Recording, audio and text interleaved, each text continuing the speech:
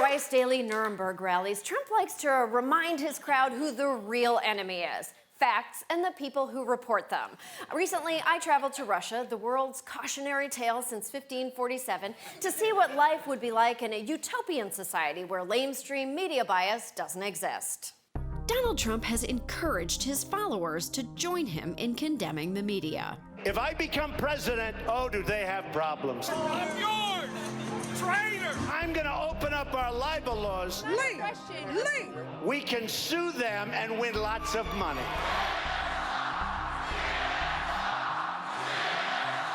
Russian-American journalist and author Masha Gessen. I've been blacklisted by Russian television for 16 years. And I think Americans should care about what's going on in Russia because just imagine a White House that blacklists critical journalists. When we hear that there's a lot of propaganda, what does that mean? It's not like they have a direct line to the Kremlin and Putin gives them their marching orders for the day. So there are regular meetings between Kremlin officials and network executives.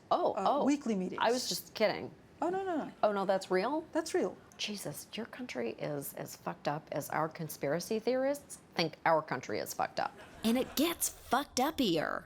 Is it at all dangerous for someone like me to travel to Russia and speak to people? Oh, that's a hard question to answer. It is? Did you hear about the American diplomats who were just drugged in St. Petersburg? No. What a send-off. Away we go. So after arriving in Russia, I met with Vladimir Kara-Murza, who, when not appearing as an extra in the latter seasons of Mad Men, is a journalist and pro-democracy leader. We are constantly surveilled, watched, listened to, probably followed, but I don't care whether they're recording us. You don't care? Oh, no, of course not. And especially after last year, after I was poisoned and nearly killed, all of my life organs began just switching off, one after another. It was the heart, the lungs, the kidneys. I had about a 5% chance of staying alive. In fact, since Putin took office in 2000, at least 54 journalists and activists critical of the Kremlin have been murdered. Not that this bothers Trump very much. The person that kills journalists, political opponents, and invades countries. He's running his country, and at least he's a leader. And this great leader has an 82% approval rating among citizens who haven't been poisoned or murdered. It probably helps that 90% of Russians get their news from Kremlin-run TV. Putin has had a direct line into the brains of all Russians for 16 years now. But what goes inside those brains? Если будет Хиллари, будет война. Мы тоже должны наступать. Единственная страна в мире, которая реально способна превратить США в радиоактивный пепел. If you turn on Russian television any time of day or night, including like a morning news show, you will hear people screaming. No. We invented that. That's our gift to you. It's pretty different. Зрителям будет ясно, что... Это радио, кто еще?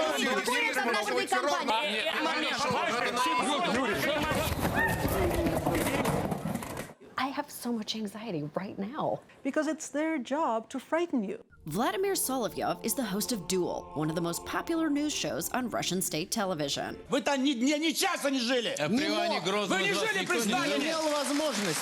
Your show is kind of like a news Thunderdome.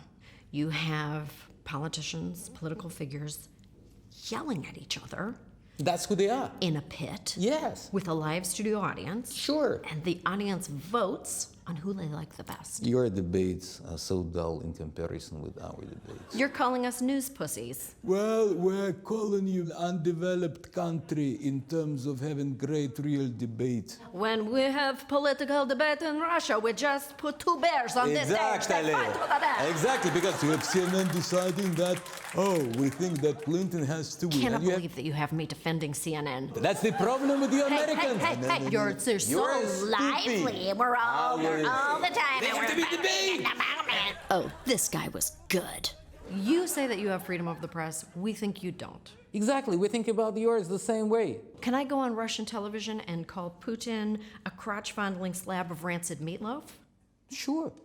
I can't even answer what would happen to you if you said those things on TV because you would not be able to say those things on TV, full stop. And again, this is not hypothetical. There was this satirical show called Kukly Dolls on Russian TV that was scathing of Putin, and it was shut down. Vladimir Vladimirovich.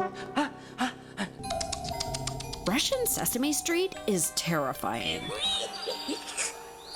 Literally 3 days after Mr. Putin's presidential inauguration in May of 2000, he sent armed guards to seize the headquarters of NTV television. Because the only worst thing for a dictator than being criticized is being laughed at. But that could never happen here. And less than a year after hosting Saturday Night Live, Trump's no longer laughing. Time to retire the boring and unfunny show, Trump tweeted. Oh boy. I met Viktor Shenderovich, the writer of Kukli, outside his former studio. What is the state of political satire in Russia right now? Примерно в том же состоянии, в котором находится политическая сатира в Узбекистане, Венесуэле, Северной Корее. Ее нет. How do you think a show like mine would do in Russia right now? Не знаю характер вашего шоу, но думаю, что для этого вам пришлось бы очень глубоко лизнуть Путина. Oh, I don't know what you just said, but I'm going to put my name in. That sounds great. Да. I'm going to get this translated later. I think we're all asking the same question. What would a President Trump do to our little television show? It's cause for concern because he wants to be Putin. And if you look at what's happened to people in the opposition in the last few years, they are either in jail or in exile or dead. And then they said, you know, he's killed reporters. And I don't like that. I'm totally against that. By the way, I hate some of these people, but I'd never kill them. I would never do that. Let's see. Oh, God. I make so much fun of him. I called him a screaming Garrett demon. I know. I'm screwed.